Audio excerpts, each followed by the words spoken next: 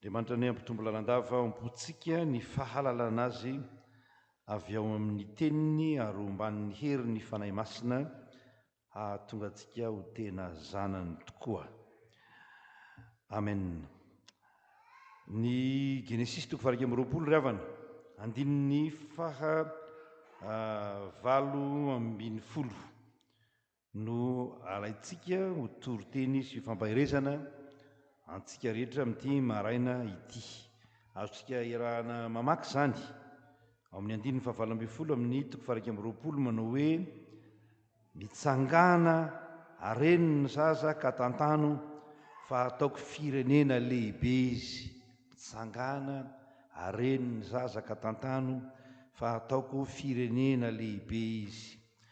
Io dia teny fanevany ny 570 taona nijoroany toeram-panarenana zaza an'ny Efijegem, hoe Topaza. Efijegem izay tsy dia tena fantatsika loatra satria angamba tsy dia tena miserasera amintsika, tsy dia rentsika loatra ny am-piangonana, fa eo Ambohipotsy eo akaikin'ny kolejy pastoraly taloha no misy an'izany Topaza zany, izay asa fanaova-tsoa lehibe ataontsika Efijegem zany a, ankoatran'ny akany Avoky izay rahantsika amin'ny havantsika Loteranina, dia io zany a no anisany ankiray toerana izay fitezana ka ny zaza kamboty a sy tsy misy pia mirenireny zany no tena tezaina ao anatin'izy io a, ary tena beazina takany any an-trano izy a, pianarina, omena sakafo, atao izay hatafita azy. Raha ny filazanjareo amin'ny Topaza dia 12 volana angamba ny ankizy kely indrindra ao a, dia hatramin'ny 230 taona, fa misy efa tao foana zany ny beazina tao dia 230 taona izy zao a, amintsika miteny izao. Mahatsiaro an'izany ny Efijegem androany, mahatsiaro an'izany asa soa lehibe zany, kanefa iankoa dia mahatsiaro ny resaka fanabeazana amin'ny ankapobeny isika. Ahoana ny fanabeazana amin'ny ankapobeny? Rehefa miresaka n'io resaka fanabeazana io tsika ry havana, dia lasa eritreritra rinoko fa mitovy eritreritra amiko ianareo. Mamaky an'ity soratra masina ity dia lasa saina tokoa mieritreritra ny zavatra mitranga eo amin'ny fiarahamonina. Mazava ve zany sonorisation zany aloha? Mazava ve zany? Mazava aminareo zany a? Dia lasa eritreritra ianao amin'ny zavatra mitranga anivon'ny fiarahamonina, ny fanabeazana ny taranaka izay tena tsy resaka hoe hevitra politika na tahaka izany, fa hitantsika ny fikorosony ny fanabeazana, ary ny vokatra izany fikorosony ny fanabeazana zany a dia tsy hoe tsy zavatra retsika any an-trano fotsiny fa retsika eo anivon'ny fiarahamonina zany. Inona moa zavatra tsy mitranga amin'izao fotoana izao a? Mikaikaika daholo ny olona amin'ny resaka hoe fanarenana amin'ny fanabeazana io. Ahoana ny anarenana an'io? Tsy resaka hoe niveau loatra no resahako eto, hoe ambany be ny niveau-ny ankizy zao, hoe ambony etcetera, fa tena ahoana ny anarenana n'ity resaka fanabeazana ity? Sahala amin'ny hoe ondry tsy misy mpiandry zany ny zanakitsika. Mandeha eny an-dalana averiko foana zany fa tsy mampaninona manao teny averina, sady kivy mihitsy rehefa mandeha eny an-dalana eny, na eto akaikitsika eto aza, mandeha eo an-dalana eo anao dia mivoaka amin'ny mpianatra fa ino diso ity, fakandrivotra. Dia inona zavatra renao? Ankizy miresaka mafy be ary teny ratsy tsy misy farany, rehetrarehetra, fa tsy hoe anona fa ny akamaroany, tsy hoe 80% teny ratsy. Ankizy kely 12 taona dia kivy mihitsy a, sady dia kivy mihitsy hoe zany ve ny ankizy ho avy amin'ny firenena? Anahoana ary izy ity? Ankoatra ny fitenenan ratsy, ny alatralatra madinidinika, ny zavatra ny amin'izao fotoana izao dia mahazo vahana koa ny fifohana zava-mahadomelina. Fantatsika ilay malaza be, taloha teo izy dia nalaza be, fa izao miverina indray a, miverina indray ilay resaka roro io. Ino fa mahalala an'io tsara nareo? Be dia be ny zavatra mitranga, ny herisetra ataon'ny ankizy sy ny tanora. Ny herisetra dia be dia be nge, asa raha fantatsika fa be dia be nge ny ankizy alefa any am-ponja, rehefa any amin'ny fonjan'ny ankizy. Ary zany no hijoroany eo akany Avoko ny FFPM, any Ambohidratrimo, any amin'ny toerana maromaro misy any akany Avoko, izay tena mitaiza mijery an'ireny zanaky ny firenena ireny. Raha miverina ao an-tranontsika isika dia mahita koa hoe na ny zanakitsika aza dia manahirana antsika amin'ny fanabeazana azy. Ny mahatsiaro ny oronina tsara mihetsika anankiray nijeren'izy io hatramin'ny farany a, le hoe fanjakan'ny rajako. Reo amin'ny de science angamba izay ny lazainy eo, fanjakan'ny rajako dia ny olombelona indray no bakiony. Dia ao amin'ny fiarahamonina koa nay mifamadika ny resaka fa amin'izao fotoana izao dia ny ankizy indray manana fahefana ao tokantrano noho ny ray aman-dreny. Marina sa diso? Zavavaly tsika marina sa diso? Fanjakan'ny ankizy zao. Ny zanakao indray no mibaky hoe zao ny ataonao, zao ny tsy azonao atao, aza manao an'izao. Taloha raha ianao ray aman-dreny ny ohatra mizadra matezitareo dia ianao mimonjomonjy amin'ny zanakao, fa zao ny ankizy indray no mimonjomonjy aminao. Marina sa diso? Diso izy ny ankizy fa marina ozy ny ray aman-dreny.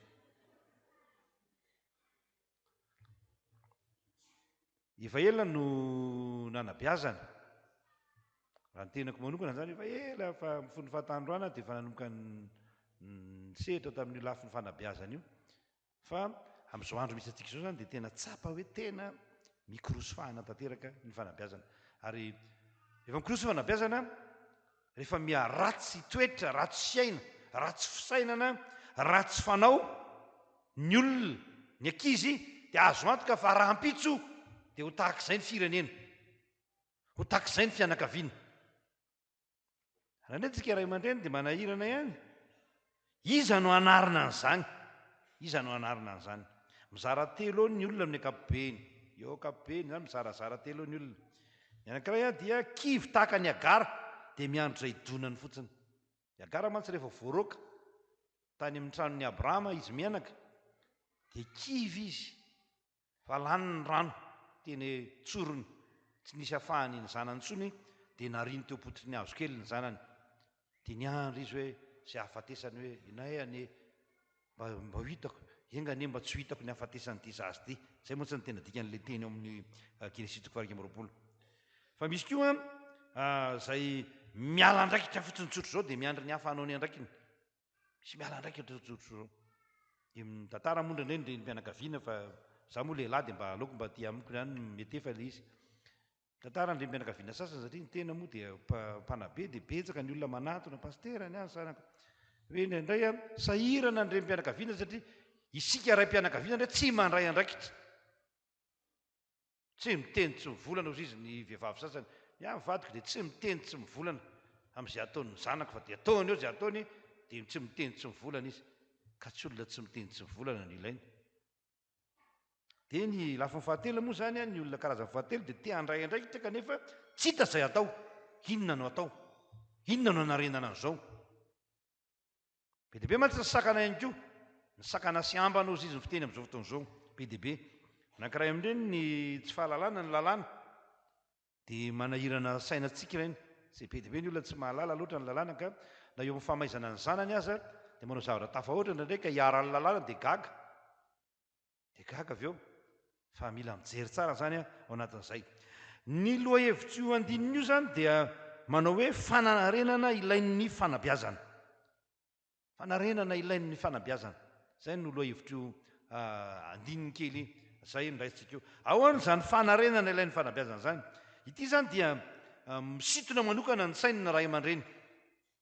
Fa ho anareo tanora sy ankizy ihany koa, misintona ny sainareo zany.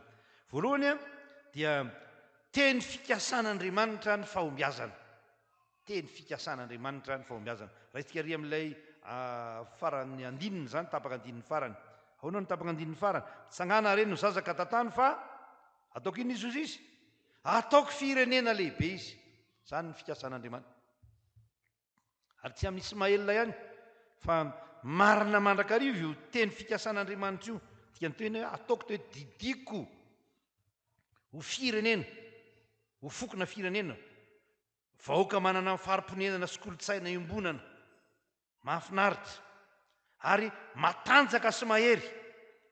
Teniny hoe lehibe io mantsy mety avy amin'io angamba ny teny malagasy, fa ny teny hebreo moa dia hoe gadol ozy izy, dia dikan'ny malagasy hoe goavana, hoe ngeda na gedala godala ozy izy ny sasany, haut-dalà be dia tena hoe gadol, zany hoe ataony firenena matanjaka izy. Andriamanitra zany a dia mikasa ny firenena rehetra na lay tsy nahazo ny teny fikasany manokana toa andry Abrahama sy Isaka aza ho firenena matanjaka, firenena matanjaka. Ary amin'ny alalany ny fanabeazana no mahampitonga ny firenena anankiray matanjaka. Tsisy fianakaviana zany, jereo tsara fa raha ohatra ka manan-karena beazana fianakaviana anankiray ka raha tsy taizany zanany dia inona ny efa raha ny fianakaviana io? Mikorosy io, mikorosy fahany io. Ary ikorosy fahany io. Betsaka ny olona nanan-karena fara-tampony fa noho ny adalan'ny ankizy, noho ny fanabeazana tsy ampy, noho ny fitezana ratsy tsy nieritreretina satria nieritreretina hoe fahanana hanina omena vola ny zaza dia mitombo daholo ny zavatra rehetra ka miatsara sainga vao mainka namotika ny ankizy zany. Dia zay le mahatonga antsika hoe teny hafahafa moa manahirana le hoe amin'ny teny malagasy moa izy dia hoe diso anta. Izy ny malagasy diso anta, zaza diso anta. Fa amin'ny teny frantsay moa hafahafa le izy hoe gâté pourri izy ny frantsay. Olona manahirana, diso anta. Nampiataina loatra, tsy mba ny faizina, tsy mba ny tezaina. Dia nge le Hébreu toko fahafiry iny, toko fahafiry le vavakina teo, toko faharoa ambin'ny folo. Rehefa tahak'izay zany a dia mirodana ny firenena anankiray. Any ivelany ihany matoy ny olona matanjaka dia beaziny, tezainy, anana ny maizy azy ny zanany, ny zanaky ny firenena dia manangana firenena manana ny maizy azy. Izany nefa tsy vita raha tsy miaraka amin'Andriamanitra satria Andriamanitra ny tompony ho teny fikasana io. Andriamanitra ny tompony ho teny fikasana io. Zay ny tenin'Andriamanitra maro zony lazainy Jehova hoe mpitsangana reno zaza tantany fa ataoko firenena lehibe izy. Ataoko koa. Le hoe koa io dia Andriamanitra zany. Andriamanitra zany. Fanabeazana tsy misy Andriamanitra dia fanabeazana pokaty. Fitezana tsy misy tahotra an'Andriamanitra dia fitezana mivilana na mibiloka. Dia fantatsika tsara ny teny soratra masina izay maromaro izy eo amin'ny Salamo any amin'ny ohabolana ihany koa manao hoe ny fahatahorana an' Jehova no fiandoham-pahendrena. Ao no manomboka ny fahendrena.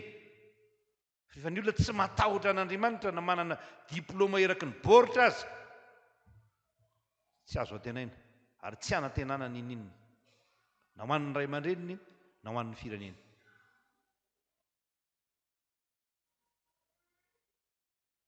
Ary zava-doza io.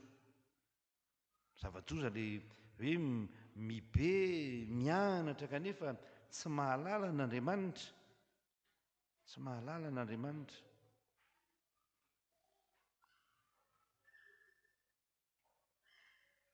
Tantara kely moa zany efa retsika ihany angamba ity tantara ity hoe nisy tovolahy anankiray zanaka lahy tokany ny reniny, ny rainy efa tsy teo intsony, no beazina, no tezaina, nianatra dia nomen'ny reniny baiboly dia nasiany soratra tao amin'ny baiboliny.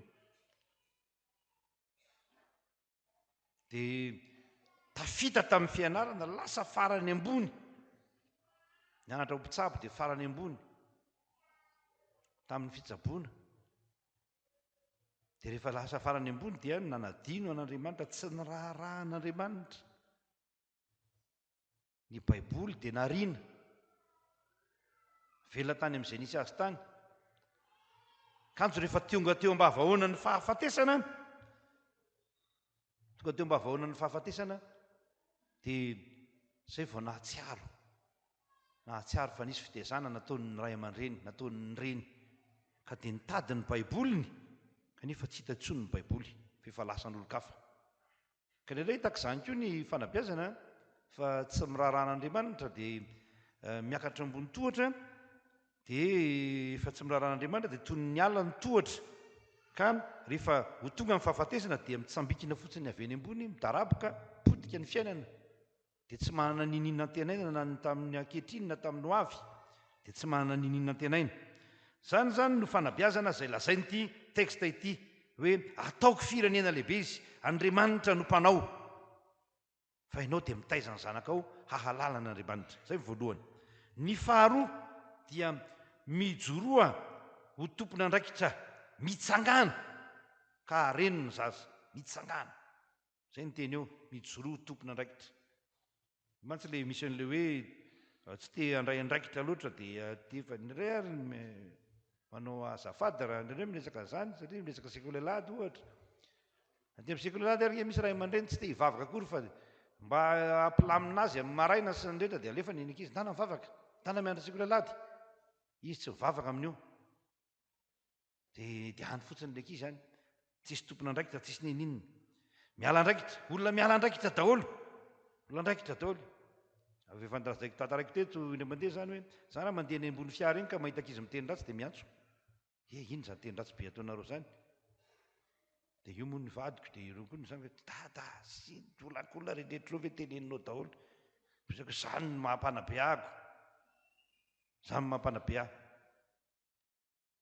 za tsy mpanabe aty anaty fiangonana fotsiny anaty rindrina efatry ny fiangonana tsika fa tsy zaho rery fa tena mpanabe ny firenentsika zay nge le hoe hoanao Madagasikara ao izy fa ny filazantsara dia maninona ao izy ahoana liratsika manova ny tantara hanova ny tantara ahoana ny filazantsara raha tsy tantarainao amin'ny olona rehetra zany filazantsara zany mijoroa tena tompona andraikitra ny teny hoe mitsangana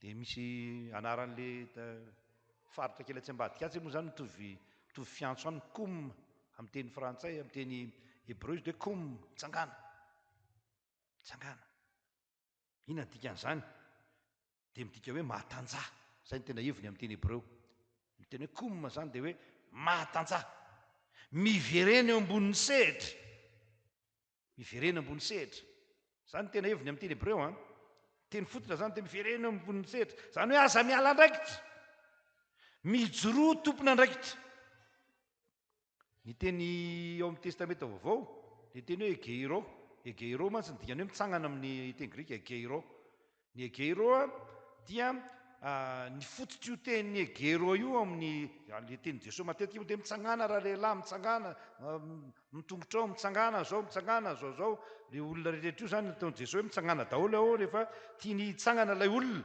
dia ny dikan'io teny hoe mitsangana io dia hoe rehefa tena heviteniny zany dia hoe atambaro avondrono ny saina na hoe atanjao ny saina ao izy tsika malagasy atanjao ny saina marina fa sarotra ny fanabeazana sarotra be zany zao any an-trano any aza sambatra zay manana zanaka endry moa zany dia efa mpisaorana ny tompo ianao sy ny rehetra fa any an-trano any aza tsy mora nge ny fitezana amin'izao fotoan'izao samy manira ny zanany ho tsara daholo samy manira ny fianakaviany any amin'ny maizy azy fa tsy mora no mandrafitra fianakaviana manefy fianakaviana ho fianakaviana manany maizy azy anana zaza tsy miteny ratsy ana zaza makatora aman-dreny ana zaza tena mianatra tena mitombo amin'ny fahendrena sy ny fahatahorana an'Andriamanitra tsy dia tena mora akory manao an'izany ka mila olona matanjatsaina fa io fahalemen'ny saina io no mahatonga ny olona miala andraikitra ny olona zany betsaka zany ny olona zay te hanao zavatra saingy malemy saina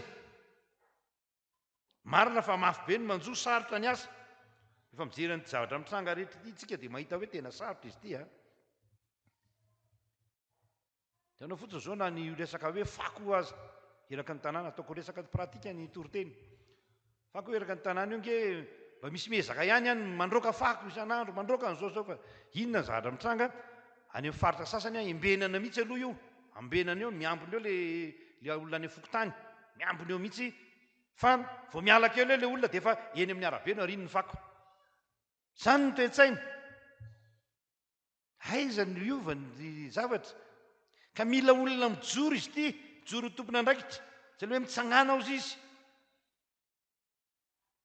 mila olona matanjatsaina koa anefa zany io fa na dia hoe mifahamaizana ny zanako azy hoe mila mifandatsatsaina tsy hoeti-pitiavana fotsiny dia hoe tsy manafainy ankizy fa raha misy zanaka raha aman-dreny tena tiany zanany dia fa maizany no antony aretanareo izy ny soratra masina Andriamanitra mitondra anareo tahaka ny zanaka aiza moa zay zanaka tsy fahaizindrainy aiza moa zay zanaka tsy fahaizindrainy zany nge ny fitezana fa mila jerena tsara fotsiny lalàna fa so manaonao foana tsika fa ny fitezana misy fahamaizana io ary mila olona matanjatsainy zany olona mahajoro tsara zany olona mahefa tsara ny andraikiny zany zany no anetanana atsika toriana amintsika fa ny tena olon'Andriamanitra dia olona matanjatsaina, olona tsy nomen'Andriamanitra fanahy osa fa nomen'Andriamanitra fanahy mahery, saina matanjaka, fa tsy hoe mizatra mitranga kely dia efa milofika, dia efa tsy mandray andraikitra dia miala andraikitra, maditra mafy ny zanaka dia mitomany fotsiny fa tsy manao ninninina. Izy ity maty tsy vita ny ranomaso, jerevy tsara ny tantaran'ny Agara io, tomany Agara, tomany Agara. Jerevy tsara le texte fa misy zatra kely fahamanina kely eo. I Agara no mitomany fa ny feon'ilay zaza no nenon'Andriamanitra. Le fitarainan'ny ankizy io zany rehefa tsy nibeazonao izy dia io no manahirana an'Andriamanitra. Ary io zaza io na io ankizy io tena manahira-tsaina an'Andriamanitra io, raha zany no ilazana azy. Fa rehefa niraran'ny sasany moa zaza tsy hanatona ny tompo dia nahatezitra an' Jesosy io. Hoe aza rarana, veloany zaza hanatona azy izy fa aza rarana. Fa nytoazy ny fanjakan'ny lanitra. Zay le texte voavakitsika teo zay. Tezitra an' Jesosy io. Zaza io zany le tsy hoentinao manatona ny tompo, tsy mandray andraikitra ianao, ahatonga an'io olon'Andriamanitra, ahatonga an'io olona tsara, olona manana ny maizy azy, dia halan'Andriamanitra zavatra tahaka izany. Dia mila antsika mijoro ho tena tompon'andraikitra, mijoro ho tena tompon'andraikitra. I Paoly moa amin'ny Tesaloniana voalohany toko 5:7-8 dia milaza hoe ary mananatra anareo zay ry rahalahy, anaro zay tsy mitoetra tsara, omeo tokony malemy saina, ampaherezo ny reraka. Mila mifampahery tsika ray aman-dreny. Ny fiangonana ihany koa dia manana andraikitra be amin'ny fanabeazana, dia mila mahery tsika, mila tsy matahotra. Dia izany mantsy ny olona malemy saina matahotra, tsy matahotra mandray andraikitra, fa ilaina ny fandraisana andraikitra. Zany ange na aty am-piangonana aza no ametrahana disiplinina, petraka ny disiplinina, zany noho izy. Petraka ny disiplinina dia misy olona tezitra, dia misy faly, dia misy sosotra, dia misy malahelo, dia misy zao fa atao ahoana. Zany noho izy, zany ny fitezana, zany ny fifanabeazana. Ahatonga olon'Andriamanitra mahatratra ny ohatry ny fahafenon'i Kristy. Zany lazany soratra masina azy. Zava-dehibe zany rehefa namalala ka dia raiso ny andraikitra, miteza ho tompon'andraikitra isika, oka tsy alemy saina. Farany rehefa mamaky an'io texte io dia ahoana ny lazainy? Mitsangana ao izy dia ahoana le toyany eo? Areno ny zaza ka tantano. Areno ny zaza ka tantano. Rehefa adika amin'ny teny malagasy mety mahazatra antsika ny io teny io dia hoe zakao ento amin'ny fahefana ny zaza. Zakao zany hoe batao mihitsy io zaza io, areno. Teny hoe areno tsy dia tena hoe arenona fotsiny le hoe midaboka dia arenona, fa teny hoe batao mihitsy. Zany nge mahatonga antsika mitrotro ny zanakitsika. Zany nge ny siansan'ny fitsotrona zaza, trotro ny zaza ianao, mampiseho amin'ilay zanakao fa tena ianao no mitondra azy. Arak'izay heverinao fa mahamety azy, sy mahasoa azy. Fa tsy ny zazakely akory no mandehany amin'izay mahasoa azy, fa ianao no mitondra azy. Batao, zany hoe zakao ny andraikitrao. Zakao. Na misy sarotra aza, zakao foana. Manana faharetana. Ary tsy hoe mijoro fotsiny, fa tena ataovy eny an-tananao ny zaza. Ataovy eo am-pelantananao. Inge le ataontsika malagasy hoe mandray an-tanana. Dia ahoana ny lazainy ao izy hoe mitsangana, areno ny zaza ka tantano. Le hoe ka tantano io mantsy teny anankiroa izy io. Fa ny tena dikany amin'ny arabaky teny eo amin'ny teny Hébreu raha mijery ny Genesis 1:20 dia hoe ento eo an-tananao ny zaza. Ento eo an-tananao ny zaza. Dia ento, zany hoe le teny hoe ento amin'ny teny frantsay hoe guider. Guider ozy izy. Zany hoe ianao no mitari-dalana azy. Ianao no manoro hoe ary ny lalana, toro hevitra izy, toro lalana izy. Ary zany no ilana ny ray aman-dreny hoe mila mibe koa ny ray aman-dreny. Dia misy mpanabe anankiray moa namanay, mpanabe mpampianatra any amin'ny ambaratonga ambony eny. Zao hoe tena olana ange ozy izy pastera ny tena olana ity fanabeazana ity dia zao nidina be koa ny niveau ny ray aman-dreny. Hoe midina niveau io tsy le hoe midina niveau fari-pahalalana fotsiny hoe tsy manana diplôma, fa ny ray aman-dreny koa variana angamba ny mety mitady sy mikaroka zay hoan'ny isan'andro dia tsy afaka mibe, tsy afaka mijery, tsy afaka mieritreritra intsony zay tondran'ny zanany.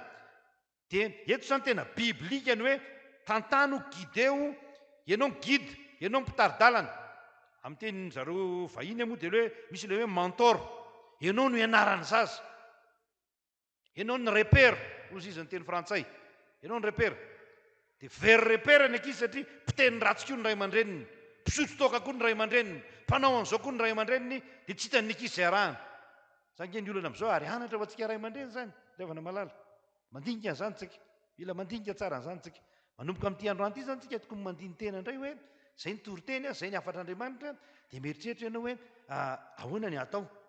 Fa tena mila mpananatra sy mpitaridalana ny fanabeazana. Mila mpananatra sy mpitaridalana. Tsy mandeha ho azy zany io, tsy hoe mankany an-tsekoly, dana mankany an-tsekoly e. Inona nataonareo tany? Ay, nanao matematika zay androany. Nanao an'izao zay androany dia hoe dia miandro eo ianao dia mitombo azy eo ny zanakao dia me olona tsara tarehy sy mahafinaritra sy tsara toetra ho azy eo. Tsia! Lazay ny soratra masina zany. Tsy maintsy misy fanabeazana ny Hebreo dia milaza hoe mila famaizana ny zaza. Mila fitezana io zaza io, fitezana mafy ny dikany famaizana. Fa eto izy zany dia hozy izy hoe eto an-tanana. Ary rehefa miresaka hoe tanana ny Hebreo dia tsy miresaka hoe tanana fotsiny zany zavatra mekanika izay mandray zavatra. Fa ny resaka hoe tanana dia milaza hoe fahefana, pouvoir. Eto amin'ny fahefana. Ampiasao ny fahefana maharay aman-dreny anao anabeazana ny zanakao. Ampiasao ny fahefana fahefam-piangonana. Zay nge le mahatonga an'ilay ny fahefam-piangonana ampiasain'io, zay mahatonga ny fanekenao amin'ny batisa hoe manaiky ve ianao nitezan'ny fiangonana ny zanakao. Zany le izy zany, zany dikan'io. Manaiky ve ianao fa anana ny fiangonana fahefana koa ny zanakao. Raha vao vita batisa ianao dia anana ny fiangonana fahefana koa ny zanakao. Ny fiangonana koa dia manana fahefana, anitsy ny zanakao, hitaiza ny zanakao. Fa tsy hoe rehefa tenenina tia am-piangonana ny ankizy dia misy ray aman-dreny manangam-bovona. Za mantsy zavatra hitako foana zany tamin'ny fanabeazana natrehiko. Tenena misy ankizy catéchumène manahirana, misy ankizy tany am-pianarana fahiny tamin'ny fianarana ny sekoly netiko, sady nitondra sekoly any nitondra fiangonana. Dia nahatsiaro an'izany a, tenenina ilay ny zanakaro ke sala mifoka rongony. Tsy hoe sala fa ny zanakaro mifoka rongony a, fa misy an'izao aty. Pastera manala baraka anay ianao, tsy misy an'izany mihitsy. Zanakay tsara taiza io. Fa rehefa natsoina amin'izay ilay zaza, vy aty nareo, ankizy efa terminal io, vy nareo aty, mifoka sa tsy mifoka? Mifoka tompoko. Ay, teo ilay ray aman-dreny vao gaga. Azafady pastera sady zagnany naninona moa. Izy bebe anay zay hoe zagnany maninona fa ianao nenjarany kininina. Dia misy mila mandiniteny tsika. Eto amin'ny tanana ny zaza, ampiasao ny fahefana. Aiza ilay fahefana ny men'Andriamanitra, fahefana maharay. Fahefana maharay. Zay le hoe autorité paternelle io. Amour maternel ny fahefana fitiavana izay ananany reny, izay tsy ampiasaitsika. Fa mila n'izany ny zanakitsika. Mila mpitarika. Misaoran'Andriamanitra tsika rahavana malala fa mbola eto ny fiangonana. Ary rehefa miresaka hoe fiangonana ianao tsy hoe pastera akory, fa mbola eo Jesosy Kristy, izay tena mandray ny zaza, mandray ny olona rehetra, na amin'ny batisa, na ao amin'ny sekoly alahady. Reny mipratika ny fandraisan'i Jesosy ny zaza e. Tsy antsika mieritreritra hoe rehefa any an-tanitra ny raisiny, fa ny sekoly alahady, ny batisa, ny sampaty, ireo fanabeazana rehetra eto amin'ny fiangonana dia endriky ny fandraisan'i Jesosy ny zaza. Ary any anatin'ireny tsika dia tokony hijoro tsara ho tena tompona andraikitra, ho mpitaridalana. Izay manana andraikitra amin'ireny zany dia mpitaridalana, mpanoro. Tsy mpanoro fotsiny fa azon'ny zaza ianarantsika. Azony ianarantsika hoe tahaka izao ny fiainan'ireo olona izay manabe azy, tahaka izao ny fiainan'ireo olona izay mitaridalana azy a, ka dia ianarany koa zany a. Ary Jesosy Kristy, izay hitantsika tsara ao amin'ilay Matthieu 3:20 dia nametra tanana taminy ozy izy ary nivavaka ho azy. Zay mantsy izy noentiny teo aminy izy mba metrahany tanana sy vavahany ho azy. Dia izany no ambony indrindra amin'ny fanabeazana dia hoe tena resaka hoe mametra tanana mantsy dia tena hoe manome fahefana, manome hery. Fa antsarantsika ray aman-dreny manome hery ny zanakitsika sy ny mivavaka ho azy. Nay moa tsika manahirana eto am-pamaranana ny lazako hoe ao amin'ny faneken'ny batisa nge misy an'ilay fanekena hoe hivavaka ho azy sady aninona ozy izy? Sady ampianatra azy hivavaka. Tena marina ve fa tena mivavaka ho azy tsika? Tena marina ve fa tena mivavaka ho azy tsika? Tena marina ve fa tena nampianaritsika ny vavaka tokoa ny zanakitsika? Raha tsy marina zany dia mila mandiny teny tsika rahavana malala. Fa izao zavatra mikorosy hitantsika izao zavatra manahira-tsaina tsika rehetra izao. Ary io any ambany tafotranotsika any dia tsy hitantsika, tsy hitan'ny olona fa hitantsika, iainantsika zany. Dia tena mila n'Andriamanitra ny fanabeazana. Mila olona tena mandray andraikitra io. Ary tsy olona mandray andraikitra fotsiny, fa tena olona mitaridalana ny firenena, mitaridalana ny zanaky ny firenena ho tena olon'Andriamanitra. Olon'Andriamanitra aloha fa olom-pirenena.